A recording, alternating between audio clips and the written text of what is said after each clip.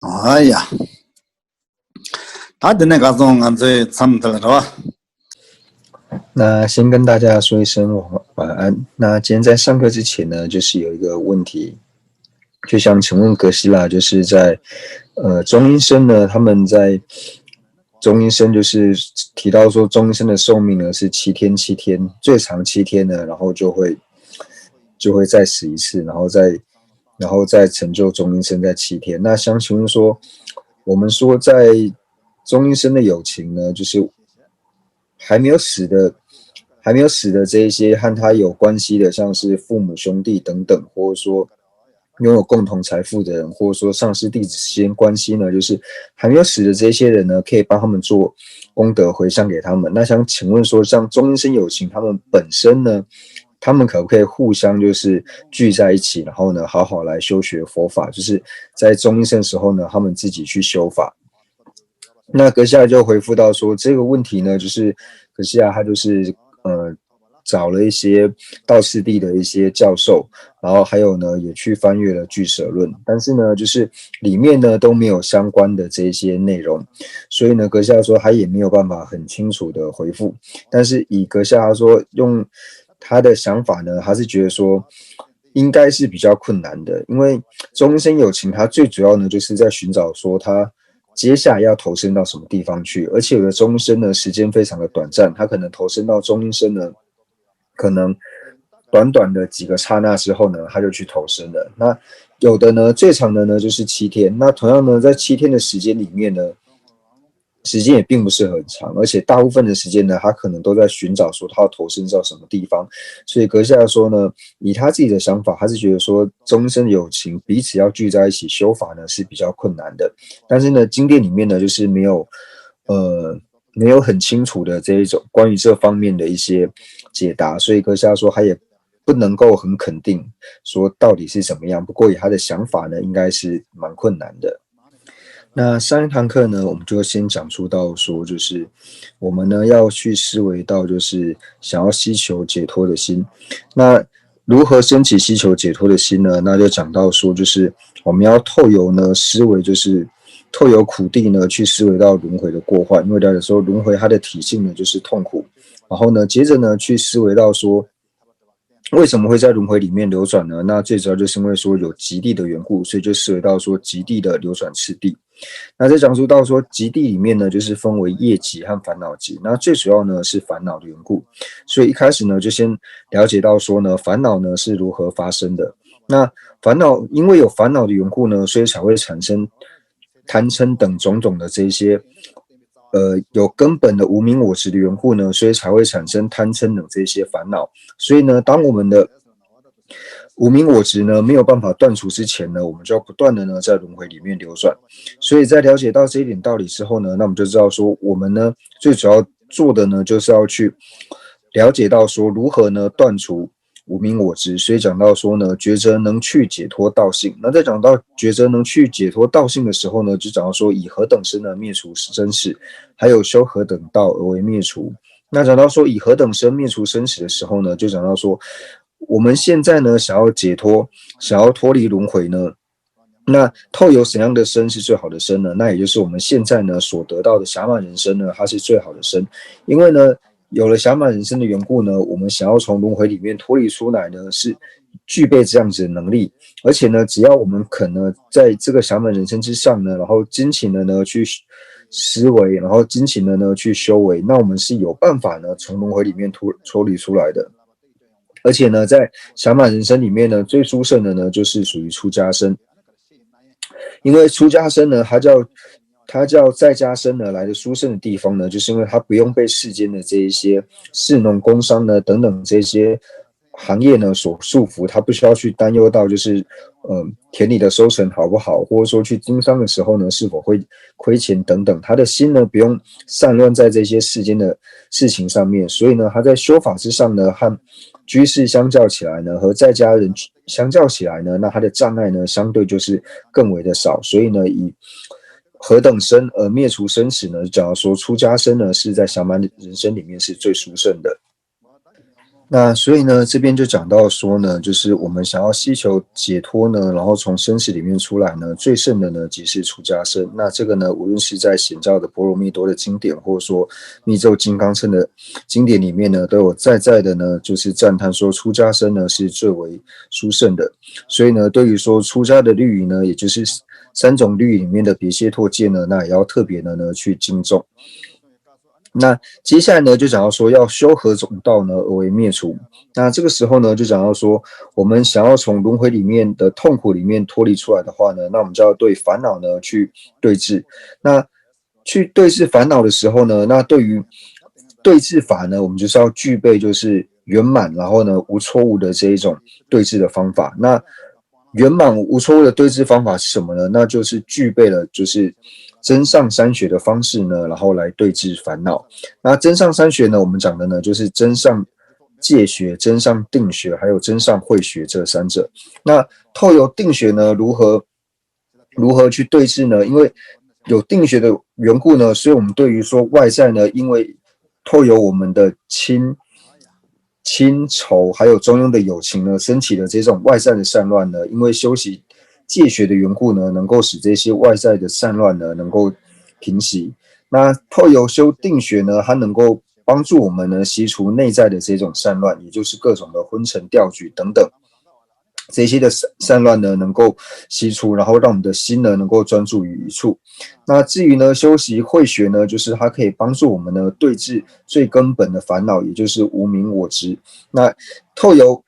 慧学呢，对治无明我执之后呢，那我们才能够呢，获得解脱。所以呢，这边讲说，就是透由这3种方式呢，可以帮助我们解脱缘故，所以要去修学真上三学。那至于说真上三学呢，升起的次第来说呢，就是经典里面呢有提到说呢，由戒而生定，然后由定呢而生慧。那为什么可以由戒而生定呢？一开始呢，就是我们要好好持戒的时候呢，必定透由正知正念呢，把持住我们的念头。那因为呢有正知正念呢，能够把持住我们的念头的缘故呢，所以修持久了呢，我们的心呢自然容易就平息了下来，是如此呢，就容易引生定学。那有了定学之后呢，那自然它就可以帮助我们呢更容易的呢升起慧学。所以才讲到说呢，戒定慧的次第呢，它是决定的。所以一开始呢，我们在修习戒学的时候呢，就会讲到说，因为有了正知跟正念的缘故呢，所以我们对于我们所要舍弃的这些恶法，以及要取的这些善法呢，透由正知正念去把持的缘故，所以呢，它能够帮助我们呢快速的让心呢不再散乱心不再散乱。那心不散乱的时候呢，它自然容易呢能够帮助我们快速的呢升起慧学。那这个呢是在声闻地论里面呢也有详细的讲述到。那所以呢，我们这就讲述到呢，透由三学呢，它能够帮助我们呢，就是降服一切的烦恼。那在这边呢，因为我们所讲述呢，就是中士道呢所修的法类呢，最主要呢就是讲述真上三学的修持。那但是呢，我们这边呢，并不是主要是讲述中士道，我们这里讲的呢是共中士道的缘故。所以呢，如果说我们在这边呢不讲述上士道，就是只讲中士道所修的法的话呢，那在此处呢，就是要详细的去解释到就是三学的内容。但是呢，我们这里呢，最主要是讲的是共中士道。那讲述共中士道最少的目的呢，就是希望在我们的心绪呢，能够升起一个希求解脱，然后呢，厌离轮回的出离心。那等到升起出离心之后呢，就是要引导呢进入上士道。所以在这边呢，我们就只讲述就是戒学的部分。那关于定学还有慧学呢，在上士道讲到6度。静虑还有智慧的时候呢，然后再做讲说，所以这里呢就只先介绍戒学的部分。那对于说，如果要很清楚的了解到戒学的内涵的话呢，那像佛陀在大藏经里面呢，就是光讲述关于戒学的部分呢，就讲了就是13部的大经函呢，在讲述关于戒学的内容。那以三大师来说的话呢，三大师在学习戒学的内容呢，也要花大概3到4年的时间呢，来学习戒论。那在这边呢，我们就是做一个简单的介绍，所以我们可以从3方面呢来做解释，就是为什么呢要学习戒律的好处。那第二个呢，就是不学习戒律的坏处。那第3个呢，如何持戒。那在讲述呢，就是持戒呢，它有怎样的功德的时候呢，就是我们持戒呢具备怎样利乐的时候呢，那这边呢就透由10种功德呢来做讲述。那第一个呢，就是如果呢我们好好持戒的时候呢，那我们呢就不会沾染就是破戒的这种心。那因为呢没有破戒的这种就是没有违反戒律的缘故呢，所以我们的功德呢会不断的增长呢。那这是讲到第一个功德。那第二个呢，就是因为好好持戒的时候呢，所以在临终的时候呢不会感到后悔。那第三个呢，就是我们如果好好持戒的话呢，那名声呢可以遍扬于十方。那第四个呢，就是我们好好持戒的话呢，就算在睡觉的时候呢，我们的心也能够趋入于善。那第五个呢，就是在睡眠的时候呢，就是天人呢会守护着我们，然后让我们不受任何的这种障难。那第六个呢，就是我们好好持戒的时候呢，我们自然而然呢就不会害怕部位这种痛苦，以及不会部位各种的这种痛苦以及罪恶等等。那第七个呢，就是好好持戒的时候呢，那仇敌呢，他不但呢不会伤害我们，他反而呢会反过来帮助我们。那第八个呢，就是好好持戒的时候呢，那人即非人呢不能伤害，然后反而呢会成为我们的助力。那第九个呢，就是好好持戒的话呢，那对于我们所需的这种生活之具呢，它也能够容易的获得。那第10个呢，就是好好持戒的话呢，我们所发的愿呢，它都能够容易的承办。那以上10种呢是好好持戒的功德。那除此之外呢，就是持戒的功德呢，在大涅槃经里面呢有讲到说呢，戒是一切善法之梯，就说呢，戒呢它像是一切善法的楼梯一样呢，可以使我们的功德呢不断的善行功德呢不断的增长。然后呢，戒是根本，犹如地是树等根本。然后提到说呢，戒呢它是一切呢就是白金善法的根本，就像大地呢，它是树的根本一样。那讲到呢，戒是一切善法前导，就是一切善法呢，在前面引导的呢，就如同是戒一样。然后呢，就如大商主视为一切商人前导，就像大商主呢，他走在其他商人的面前呢，告诉其他商人呢，就是要该怎么呢去寻宝。那戒呢，是一切法床，如地是床。那也讲到说呢，戒必尽断一切罪恶及恶趣道，如药树治疗一切罪恶病故。就讲到说呢，戒呢还有如同像是法床，像是地势的这个床一样，然后戒呢还可以帮助我们必经断除一切的罪恶，还有让我们断除呢去入于恶趣道。然后戒呢，它就像是药树一样呢，可以帮我们治疗一切罪恶的病。那除此之外呢，龙母菩萨也说呢，戒是一切得一处，如动不动依于地。那接下来呢，就讲到说不持戒呢，它同样呢也是讲10种过患。那第一个呢，就是如果我们不好持戒的话呢，就是会为世尊呢所呵斥，会为大师呢所呵斥。那第二个呢，会为自己的阿舍里呢所呵斥。那第三呢，就是自己呢会为自己呢会呵斥自己，就是所做的呢都不如理如法的缘故。那同样的呢，我们不好好持戒的话呢，那会没有办法听闻到呢自己想要听闻的这些法。那以及呢，我们听闻到之后呢，听闻到的法呢会忘失，会让我们的正德没有办法不断的增长。那还有呢，对于说我们呢就是尚未升起的功德呢无法升起。那以及呢，我们的恶名呢会遍扬于十方。那还有呢，会在临终的时候后悔，以及最后呢会让我们堕落于恶趣。那同样的呢，就是对于犯戒的过失来说的话呢，那就讲到说，在比丘真爱经里面呢，就讲到说，或有戒为乐，或有戒为苦，具戒或安乐，毁戒则成苦。就讲到说呢，比丘呢，有一些他因为持戒的关系呢，所以获得了安乐；那有一些比丘呢，他因为坏戒的缘故呢，所以他感得了痛苦。所以呢，讲到说呢，具戒的话，你就能够获得安乐；那毁戒的话呢，就会感得到苦果。那除此之外呢，就是在成就真实施罗经，就是成就真实持戒经里面呢，就讲到说呢，诸比丘宁可离命而死，非可毁坏施罗。就是说，各位比丘呢，受戒之后呢，宁可为了戒律呢而舍命，但是呢，不可以去毁坏施罗。施罗呢，就是戒的意思，不可以去坏戒。为什么？何以故？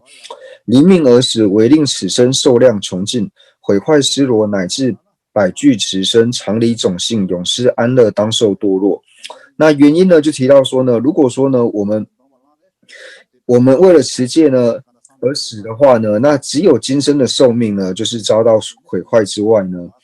并没有其他的过患。但是呢，如果我们毁坏的呢是失落，如果我们去犯戒呢，那乃至于说我们在百具子节，就是很长的时间呢，我们都要永失安乐，而且呢，在三恶趣里面受苦。那对于呢，我们所要受持的律仪呢，可以分为哪几种？那在分类的时候呢，可以分为3种。那第一个呢，就是一日一夜呢所要受持的律仪。那第二种呢，就是进行受呢要受持的律仪。那第三个呢，就是未证菩提之前呢所要受持的律仪。那第一个呢，一天一夜所要受持的律仪呢，就像是八关斋戒，就是我们今天受戒以后呢，那到明天日出的时候呢，那自然呢就会舍戒，所以这种呢是属于一天一夜的律仪。那第二种呢，进行受就是今生呢都要受持的这一种律仪呢，叫做进行受。那这种呢，就像是居士五戒，还有沙弥戒、比丘戒这一种呢，是属于进行受的律仪。那第三个呢，就是未证菩提之前呢，都要受持的律仪，像是菩萨戒，还有密乘戒，就是在尚未成佛之前呢，我们都要去持守的律仪。所以呢，我们所要受持的律仪呢，以分类来说的话呢，可以分为这3种。就是一日一夜受持的律仪、进行受要受持的律仪，以及未证菩提之前呢所要受持的律仪3种。那第一个呢，我们讲到说一天一夜所受的律仪呢，那就像是八关斋戒。那这八关斋戒呢，它的藏文呢叫做捏内。捏内的意思呢，捏呢就是静的意思，就是静住的意思。为什么叫做静住呢？它静是静什么地方呢？就是静于解脱的意思。当你能够好好受持八关斋戒的时候呢，就是表示说你离解脱越来越近。所以呢，我们一般在讲述八关斋戒呢，它如果直译的话呢，就是说我们离解脱呢近住，就是你离解脱呢越来越近的意思。那如果说在讲八关斋戒的时候呢，我们如果不去区分就是真实的，还有说安利的，就是不要去做这种差别的话，就是一般来讲说的话呢，就是八关斋戒呢，它需要具备6个条件。那我们在讲述呢，就是居士呢，它一般呢，就是我们刚刚讲的，不是说分为8种特色，就是有8种呢，就是居士，就是受持的时候呢，还有8种受持的方式。那就是只有受持1种的呢，叫做一戒居士，就是我们在讲到说，一般在受持5戒的时候呢，或者说八关斋戒，如果我们不特别去区分的时候呢，就是如果我们只受持1种，就是在4根本戒里面呢，我们只受持1种的呢，叫做一戒居士。那受持2种的呢，就是2戒居士。那受持3种以上的呢，叫做多戒居士。那如果说呢，我们4根本还有呢，像9戒呢，就是我们全部都去持守的话呢，就是这5种都是圆满持守的呢，叫做圆戒居士。那除了这5种好好的持守呢，然后对于说淫戒呢，就是完全持守，就是不做任何非犯行的呢，那这个呢叫做犯行居士。那以及呢最后面就是加上皈依的呢，那这个呢叫做皈依居士。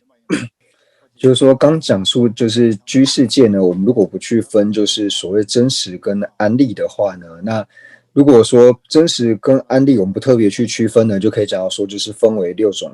种居士。那如果说呢，以真实来说呢，完全具备就是受持居士戒的呢，就是圆戒居士还有犯行居士，这2者呢是属于真正就是居士戒圆满的，那其他呢只能算是安利的。那所以我们在讲到居士呢所受持的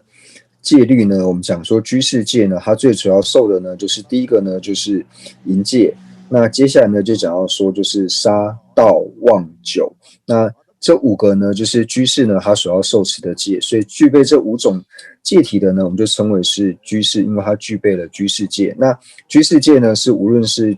在家的男众和女众呢都是可以受持的，但是以出家来说呢，就是沙弥或是比丘或是比丘尼呢就不可以受持居士戒。那特别呢就是在根本戒里，除了根本戒之外呢，那对于居士来说呢，就是9戒呢也是要持守的。那所以对于说就是有在喝酒的这些在家人来说的话呢，就是如果喝酒的这个量呢能够越来越少呢，那是最好。那以出家来说的话呢，就是完全呢是不可以完全呢是不可以饮酒的。那世尊呢在四念住经里面呢就讲到说，喝酒呢它具备了很多的过失。第一个呢就讲到说呢，酒呢它就如同呢是毒药一样。那第二个呢就是喝酒之后呢会让我们的善行呢不断的退失。那第三个呢就是因为喝酒呢它会上智，会让你的心呢散乱。那因为心散乱的缘故呢，它自然而然呢就成为修法的障碍。那第四个呢，因为喝酒的缘故呢，它会成为就是让我们呢就是所有的功德呢都会不断的退失，而且因为喝酒的缘故呢，会容易增长我们的贪嗔痴等等三毒。所以呢，世尊呢在四念住经里面呢就讲到说呢，酒呢就如同是毒药一般。那关于沙弥戒还有比丘戒呢，因为就是在做听法的呢，就是大部分都是在家的缘故，所以这边呢就不多去解释，就是沙弥戒以及比丘戒呢该如何的去持守。那总之呢，以藏系所受持的律仪呢，就是一切有部来说的话呢，就是沙弥戒呢它的戒条有36条，那比丘戒的戒条呢有253条。那虽然说呢，就是沙弥呢，它只有36条的戒条，那比丘呢是253条的戒条，但是里面呢，就是比丘一定要持守，那沙弥可以不持守的呢，就是有17条半之外，除了这17条半以外，就是253条比丘戒，扣掉17条半呢，就是17条半以外的这些呢，沙弥他也是要持守的。虽然说呢，他直接的所要受持的律仪呢只有36条，但是比丘戒253条里面呢，你扣掉17条半，剩余的这些呢，就是沙弥他共同呢也是要遵守的。所以呢，这边呢就概略的解释到说，就是比丘戒以及沙弥戒。所以我们讲到说，进行受呢要受持的律仪呢，就像是居士的五戒以及沙弥戒还有比丘戒等。那现在呢，就是我们讲说现在是末法的时代。那在末法的时代呢，如果说即使呢我们仅仅手持一条律仪，而且是仅仅一日一夜呢去手持一条律仪呢，那也能够获得无边的福德。那这个呢，世尊在《三摩地王经》里面呢就有讲到，就是在末法的时候呢，如果呢一个居士呢，他能够好好的手持一条律仪，在一天一夜里面好好手持律仪的话呢，那他的所获得的功德呢，大过于说就是我们以一个信心呢，然后长时间呢去供养，就是诸佛的功德呢还要来得大。所以在末法的时候呢，即使是在家生呢、居士生呢，如果能够好好的去手持一条律仪的话呢，那他也能够获得不可思议的功德。那刚刚呢，《三摩地王经》的经文呢，就讲到说，若经具指恒河沙劫，尽心以诸妙饮食，伞盖床幡及灯幔，成事百亿具指佛。若于正法及失坏，善事圣教将灭时，昼夜能行一学处，其福圣前具指备。那就是以这个呢作为依据。那后面呢，至于说未证得菩提之前呢，所要受持的菩萨戒呢，还有密乘戒呢，那对于菩萨戒的部分呢，就是在讲到上师道的时候呢，我们会讲到就是菩萨戒以及菩萨学处的地方。那到那边呢，再来做解释。那密乘戒呢，就是在最后面呢，道次第的最后面呢，会稍微的提到，所以这边呢，我们就不特别呢去做解释。那这里呢，就讲到说，那了解了律仪之后呢，那我们要如何呢去修学律仪？那这边呢，就讲说，我们为什么没有办法好好受持律仪呢？最主要呢，是因为4个原因。第一个呢，就是因为无知。那第二个呢，就是因为放逸；第三个呢，就是不敬；那第四个呢，就是因为烦恼炽盛。因为这4个原因呢，所以我们没有办法好好的呢去守持戒律。那对于说第一个呢，就是无知。那无知呢，我们该如何去对治呢？那无知呢，就是透由呢听闻，就是我们要透由听闻呢，然后去了解到说学处。你唯有了解了学处之后呢，你才能够去好好的受持。我们会无知，就是因为说不知道哪些戒呢是要去持守的。所以呢，想要对治无知的这种方式呢，那第一个呢，就是要先去了解到说我们要去受持哪一些戒。那这个时候呢，就要去阅读呢，就是有关于就是律学的这些经典。那可以的话呢，就是去阅读呢，就是戒经，就像是毗那耶经，或者说呢，我们一开始讲的像是四分律等等。那这些呢，那如果说没有办法去阅读这些的话呢，那就可以去阅读呢，就是戒学的这个摄颂，就是把它没有这么的广博呢，把它收摄起来作为摄诵，或者说呢去看说这些律学的这些解释。像是以三大师来说的话呢，三大师最主要呢学律的时候，他最主要看的呢就是像是敦谦凑那瓦呢他所著作的律学的解释，或者说呢耿敦祖大师呢他所造的律学的这个解释。那所以呢就是多去阅读律学的这些律典。那第二个呢，就是讲到说放逸。那放逸呢，是我们就是持戒呢最大的一个障碍。那对于说放逸的时候呢，我们该如何去对治呢？那讲到说如何去对治放逸的时候呢，就讲到说要透由就是正知正念，然后以及有惭有愧呢，然后来做对治。那这边呢就讲述到说，我们一开始呢就是在于行住坐卧呢所有的一切威仪里面呢，就是我们不要忘失我们的正念，就是时常呢要意念就是善知识呢给予我们的教授，就是以比丘来说的话呢，要了知到说呢，我哪一些呢是该行持的，那在任何时候呢都不要忘失到自己所要受持的律仪。然后呢，这个呢就是正知，就是不要忘失呢这些教授，并且呢时时刻刻呢去观察自己的山门呢，然后是否呢自己的山门呢是否有被烦恼呢而转动，就是时时呢无论说自己在快乐的时候或是痛苦的时候呢，那都要去观察自己呢是否去向于恶。那这个呢最主要呢就是不放逸的一个作用，就是透由观察山门呢，然后去了知，然后看我们的心呢始是去向于上或是去向于恶。那或智或法，真上利故，羞耻作恶，视为资产。那除此之外呢，就是我们呢也要透由自己呢，以及就是这些律仪的这个力量呢，然后知道说呢，我不可以去做这些恶行，我是比丘，所以这些呢是我不应该去做的。要了解这个呢，就是知道羞耻而不去做恶的这个呢，叫做资产，这个是知道呢惭愧，并不是无常无愧，这是属于叫做资产。那因为怕自己呢不好好持戒呢，然后被别人击毁，就是击毁整个圣教的缘故呢，然后由此产生羞耻心呢，这个是有愧。所以呢，正知正念有惭有愧，然后同样的也因为呢知道说如果自己不好好持戒的话呢，那最后呢畏惧自己会因此而堕入恶行，然后感得异手的这种果报，然后而产生恐惧，然后去好好的持戒。所以就是透由这些方式呢，然后来对治我们的放逸。那第三个呢，对于说不敬呢，我们该如何的呢去做对治？那这个时候呢，就讲到说，对于呢世尊呢，还有说世尊所制定的这些律仪呢，我们要好好的呢去持守。那除此之外呢，就是对于佛陀呢所制戒呢，能够好好去修持这一些就是犯行的这一些善友呢，那我们呢也同样呢要去恭敬他们。那为什么呢要这样去做呢？因为为什么要去恭敬呢佛陀所制的戒呢，以及说共同修行犯行的这些善友呢？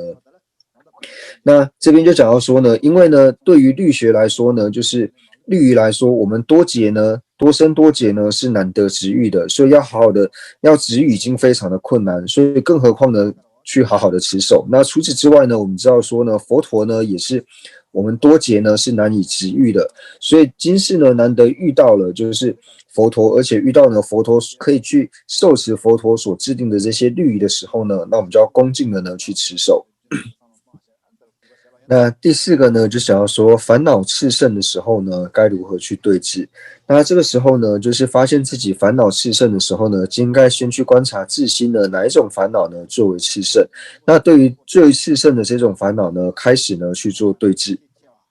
那比如说呢，发现说自己的贪心呢是最为炽盛、最为猛烈的时候呢，那这个时候呢，就去观修不净观。那发现自己呢最炽盛的烦恼是嗔心的时候呢，那这个时候呢，就去观修慈心。那如果说自己烦恼最重的是痴心的话呢，是愚痴的话呢，那就比方说我们对于说轮回流转的方式不了解的缘故呢，所以才会升起这一种愚痴。那这个时候呢，就要去观想，就是12缘起，透由顺利升起12缘起的次第呢，然后去观修，然后呢，由此来净除愚痴。那对于说升起我慢的时候呢，那这个时候就是透由呢去思维病苦、食苦，还有说像是怨憎会以及爱别离，就是我们前面呢在讲述到苦的时候呢，讲到说别苦或者说6种苦的时候呢，去思维这些痛苦，然后呢让自己心绪中的慢心呢能够降服。那升起发现说自己疑的烦恼呢最重的时候呢，疑心最重的时候呢，那这个时候呢就去学习四谛以及三宝，还有说业果的道理，然后由此呢去降服自己的疑心。那我们刚刚呢所讲述的这些对治的方法呢，它大部分呢都只是说对于个别的烦恼呢能够做对治，而且它的对治呢就是仅仅做于就是让现行呢不现起之外呢，它并没有办法呢做到一个完全的对治，或者说能够对治到这个烦恼的根本。所以我们讲到说呢，能够对治烦恼根本的方法呢，或者说能够对治一切烦恼的呢法门呢，就是思维空性。透由思维空性呢，它可以帮助我们对治一切的烦恼。那像刚刚所讲到的呢，我们如果去修习不净观的时候呢，它仅仅呢只能够对治贪心而已，它并不能够去对治嗔心。同样呢，我们去观修慈心的时候呢，它只能对治嗔心，没有办法去对治我们的贪心。那我们去修习12缘起的时候呢，它也没有办法去对治到我们的贪或是嗔。那同样呢，我们去观修病苦、食苦、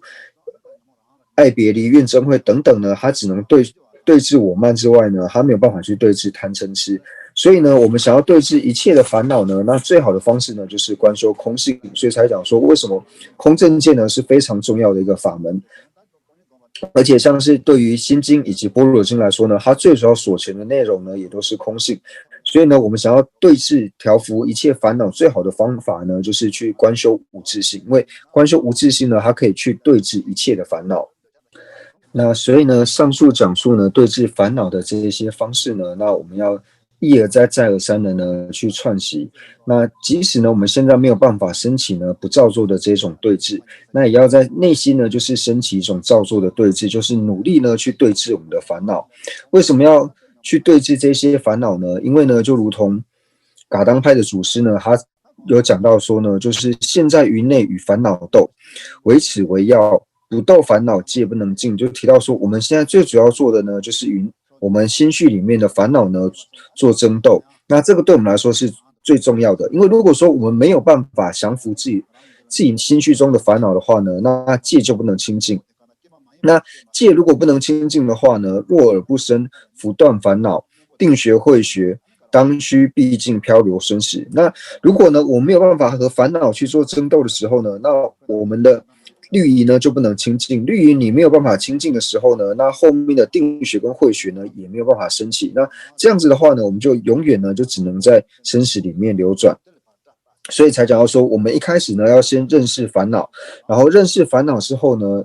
然后就要去了解到说如何呢去对烦恼做对治。那在做对治的时候呢，即使我们现在没有办法升起一种不造作的对治的方法，但也要想办法呢升起这种造作的心呢，然后时时呢去和烦恼呢做争斗。那所以呢，这边就讲到说呢，我们如果要去对治烦恼的时候呢，那一定呢要依靠我们的正念跟正知，透由跟正念跟正知呢，然后去观察烦恼，发现说呢，以正念呢去观察，然后发现烦恼升起的时候呢，就应该立刻呢去对治它，然后呢不要让烦恼呢它不断的变得越来越强盛。那这边呢就讲到说，当烦恼升起的时候呢，发现说如果我们正念正知呢也没有办法压服的时候呢，那这个时候呢就应该对上师本尊呢做祈请。那或者是说呢，就是持咒对上师本尊做祈请，或者说呢念诵这些咒语。那也有说呢，就是比如说有时候可能就是我们住的地方的缘故，那有时候呢就是去搬家，或者说移动呢你所修行的地方呢也有帮助，或者说呢有的时候就是把脖子往上抬，就是做一些身体的一些动作的时候呢，那也有可能呢就是可以就是摧伏我们的烦恼。总之呢就是要用各种的方式呢去与烦恼做这种争斗。那所以呢，如果呢，就讲说，如果呢，我们不用各种方法呢，去和烦恼做对峙的时候呢，那我们可以了解到说，我们所有一切的，无论说像是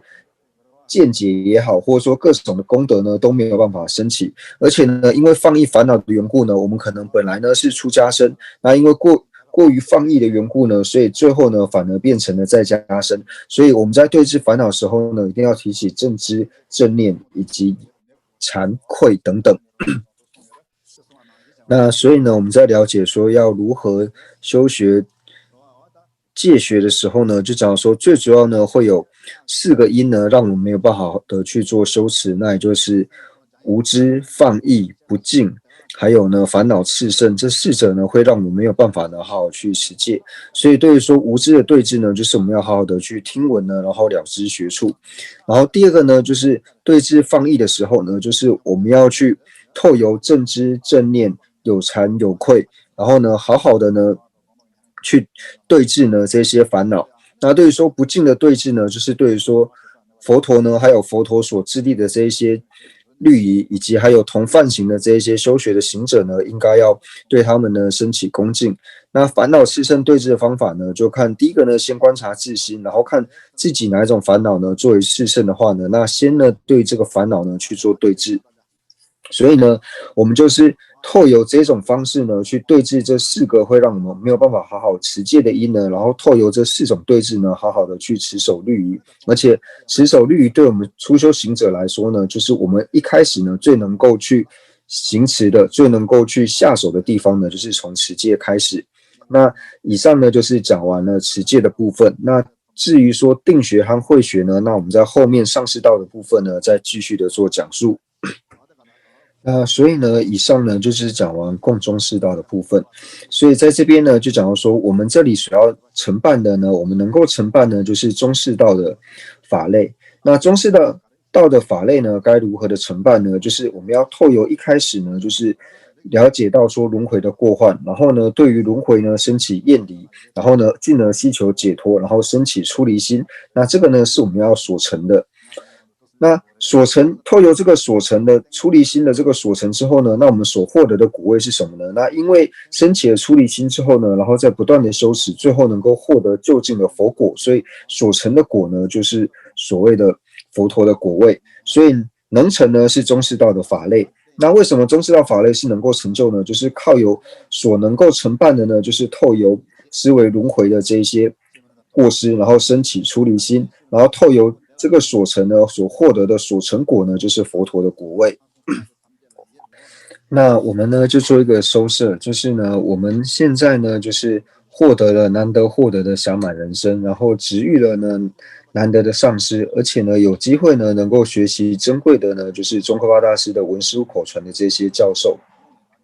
所以我们不应该呢浪费我们的这个珍贵的暇满的人生呢，而是要好好呢去寻找一个具德的善知识，然后找到了具德的善知识之后呢，然后透由意乐清净轨理以及加行清净轨理的方式呢，好好的去承事善知识，然后在善知识的跟前呢，就是听闻，然后升起呢闻思修的这一些正德。那从善知识跟前听闻到了佛法之后呢，并不要仅止于听闻，而是呢要想办法呢，好好的去调伏我们的心绪。那仅仅要如何调伏我们的心绪呢？就是一定要透由修持呢，才能够调伏我们的心绪。所以呢，一定要好好的呢去修持。那要修持的时候呢，我们就要对于轮回呢升起一种厌离心。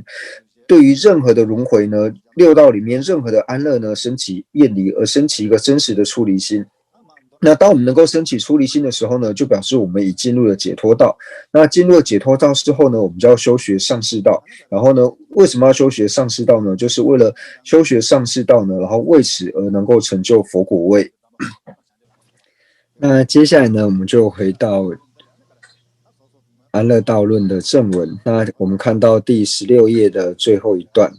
那就是我们之前呢，就是讲述到这里，所以就讲到说呢，其次正行，就是第2呢，讲述到正行的部分呢，就是该如何修持。那就讲到说呢，我们还是修习呢，就是观修我们的顶门呢，就是有和世尊呢体性无二的上师呢安住在我们的顶门。那观想之后呢，就去做如是的思维，就是我们的心事本身呢，我们的了知呢，它本身呢是无记的体性。那最初呢，乃以我还有我所呢，就是以我所缘呢，是我和我所呢，进而升起了直自性实有的心，以此呢，对我的执着，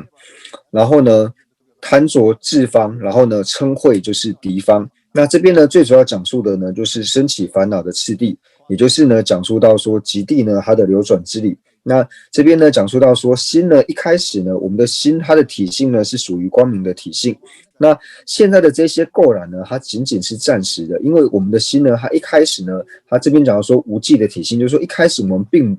并没有这些烦恼，因为心的体性呢是光明的缘故，所以这些垢染呢，它只是暂时的。就是那这些暂时的垢染是如何产生的呢？它就是因为说一开始我的所执持的呢，是我和我所的缘故呢，所以而升起了就是实执，就是有了实执的这个心。然后因为有实执的缘故呢，所以会贪着我。那有了对我的这种执着之后呢，那自然而然呢就会贪着于自方，就是我所喜爱的这一方。那对于他方呢，就是敌方呢，就会升起嗔忿冷心，然后继而呢会升起执着叫他为圣的我慢等等的这些邪见。然后因为升起情戒之后呢，进而呢就会开始怀疑呢，就是为我展示无我道理的这个导师。然后呢，对于其所展示的这个业果、四谛、三宝等等呢，就是相信呢这些是不存在的这些邪见，或者说呢怀疑他们的存在，因此呢增长其他的烦恼。然后也因为这个缘故呢，所以我们会造下种种的业。所以就在我们不希求轮回的缘故，我们虽然不希求轮回呢，但是因为以上的这些原因呢，我们还是在轮回里面呢感受种种的痛苦。所以呢，去归咎原因呢，就发现一切的痛苦呢，就是因为无明的缘故。所以呢，我们要证得堪能，就是断除轮回一切痛苦的这个佛果位。所以为此呢，我要如理的去修习真上三学。那特别呢，要好好的去守护，因为去守护的话呢，它的利益极大；不守护的话呢，过失极大。所以呢，我对于我所承许，就是我要受持的这些律仪呢，我承许之后呢，乃至于舍命呢，亦不舍弃，要去如理的守护。那始终呢，接下来呢，就是讲到说刚刚所讲的，就是我们为什么持戒呢？就是会有哪一些因让我们没有办法好好持戒呢？始终有无知。第一个讲到说是无知，无知对住我们呢，比对之为听闻了知的教戒。那第二个呢，就是不敬。那对于说不敬呢，我们该如何去对治呢？就是要去恭敬导师，就是世尊，还有世尊所制定的这些遮戒，也就是所有的律仪。然后呢，还有说如理修习学处的这些梵行义友。那对于放逸呢，我们该如何的去对治呢？那就是升起正念、正知、知禅、知愧，然后呢，要好好的呢去持守律仪。然后对于说烦恼炽盛呢，该如何对治呢？就是了知到说，先去看炽盛的烦恼是什么。那对于贪欲的对治呢，就是修不净观；嗔恚的对治呢，就是持心；愚痴的对治呢，就是观修缘起。那想办法呢，让自己不沾染各种的过失，然后如理的呢去持守境界。那希望如此的行持呢，祈求上师佛的加持。那因为祈请的缘故呢，所以我们顶门的上师佛呢，就降下无彩的甘露，然后降注到治他一切有情的身心，将我们无始以来积罪的一切罪障，特别是升起欲求解脱的心，然后进而如理真上修学真上三学的障碍，无论是罪障、疾病、业障。非人等障碍呢都能够尽除，然后身呢变为沉净光明的体性，所有的寿命福德一切功德增长，然后特别是自他心绪呢都能够升起希求解脱的心，进而修习真上三学的这种特别的这种正德，然后能够在心绪里面升起。那以上的内容呢，就是我们之前呢都有讲述过。那接下来呢，就讲到说第三呢，结行如何行持之理呢？那就是如前，那也就是说呢，就是我们要一起好好的呢做发愿以及回向。那第二个呢，就讲到说我们在做兼修的时候呢，该如何行持之理？那在做兼修的时候呢，就应该去阅读，就是关于别解脱的这种教戒，就是如前所说。就是如果我们是有受持五戒的话呢，就好好去阅读关于五戒的这些教授。那如果受的是沙弥戒或是比丘戒的话呢，那就去阅读相关于沙弥戒或是比丘戒的这些教戒。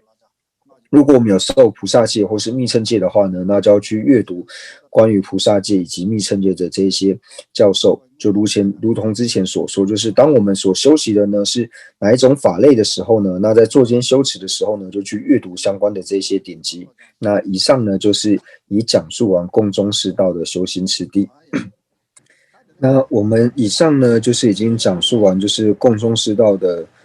修行次第。那接下来呢，我们做一个收摄呢，那就如同我们之前讲完下士道一样，会讲述功德资本颂一样。那我们现在就以功德资本颂呢，然后来做于就是共中士道的一个收摄。那之前呢，我们讲述功德根本颂呢，就是在共下士道部分呢，已经讲完了4个偈颂，就是讲到说一切众善资粮起修行，恒常具足殷勤求加持这个地方。那接下来呢，共中士道呢，在功德资本颂里面呢，它就只有2个偈颂，也就是接下来的受用无厌一切众苦门，不可保信世间圆满事，身见过患便于解脱乐，身起广大欲乐求加持，即此清净出离会引起，正知正念大大不放逸，圣教根本别别解脱界，修行是为心要求加持。那我们有讲到呢，就是对于共中士道的修持呢，我们可以收摄为2个科判。那第一个科判呢，就是讲到说明求解脱之心；那第二个呢，就是讲到说觉则能去解脱道性。那讲述明求解脱之心的时候呢，就讲到说透由呢思维苦谛呢，了知生死的过患，以及透由思维极谛呢，了解到说在轮回里面流转的这一个次第。那所以第一个科判呢，受用无厌一切众苦门，不可保信世间圆满事，身见过患便于解脱乐，身起广大欲乐求加持。这个偈颂呢，就是第一个科判明求解脱之心的内容。那这边所讲的第一个偈颂呢，就是它如何显示明求解脱之心呢？那这边我们就看到说，受用无厌一切众苦门。那就讲到说呢，我们对于轮回的这种安乐呢，就是往往呢，我们没有办法感到满足，永远不知足的缘故呢，就是感受到一点轮回的安乐的时候呢，我们并没有办法因此而满足，所以就讲说受用无厌，我们会不断的贪求，永远不会感到满足的缘故，所以就是无有饱足、无有厌足的意思，所以反而呢，会让我们的贪心呢不断的增长。就比如说我们口渴的时候呢，如果我们去喝就是盐水的话呢，那就水里面加盐巴，那喝下去之后呢，不要说解渴，只会呢越喝越渴而已。所以同样呢，对于轮回的这种安乐呢，我们没有办法呢让我们感到真正的安乐，就是轮回的这种好处呢，我们尝到甜头之后呢，我们只想要更多，但是更多之后呢，它只会增长我们的贪心，所以就讲到说受用无厌一切众苦门，这个贪呢是一切众苦的门。那第二个呢，不可保信世间圆满事。那对于说世间的这些安乐呢，它是不坚固的，所以这边呢就讲说我们要透由呢这个偈颂呢去思维到说轮回的生死的总苦，以及思维轮回的这种别苦，然后了解到说世间它所有一切的圆满事呢，它都是不是坚固的，像我们的受用也好，然后呢等等任何世间美好的东西呢，它全部呢都是随时呢会幻灭的，然后呢身见过患便于解脱乐，那由此呢就去思维到就是刚刚所讲述的这种生死的总苦以及别苦，然后去看到轮回的这种过患，然后呢升起想要解脱的这种心，就是升起厌离心，然后呢去希求解脱，然后呢升起广大欲乐求加持。那这边的欲乐呢，只是希求呢解脱的心。那我们有讲到说呢，就是最后一个求加持的时候呢，都要念2遍。那第一遍的时候呢，念诵第一遍的时候呢，就是观想顶门的上师呢，他就是降下甘露光明，然后呢涤除我心绪中的所有一切的这一种升起就是明求解脱道的这一种障碍呢，都能够尽除。那念诵第2遍的时候呢，就观想就是顶门的上师呢，他化现第2身，然后融入于我身，然后使我心绪之中呢，就是具备了明求解脱心的这种功德，而且所有的功德呢，都能够不断的增长。那第2个偈颂呢，即此清净出离会引起，正知正念大大不放逸，圣教根本别别解脱界，修行是为心要求加持。那这里呢就讲到说，这个偈颂呢，它是显示出了就是觉则能去解脱道性。那在讲说觉则能去解脱道性的时候呢，就是因为讲到说我们身见就是轮回的这一种过患之后呢，然后升起希求解脱的这一种心，那这种心呢，也就是所谓的出离心。所以这边讲的清净心呢，就是出离心。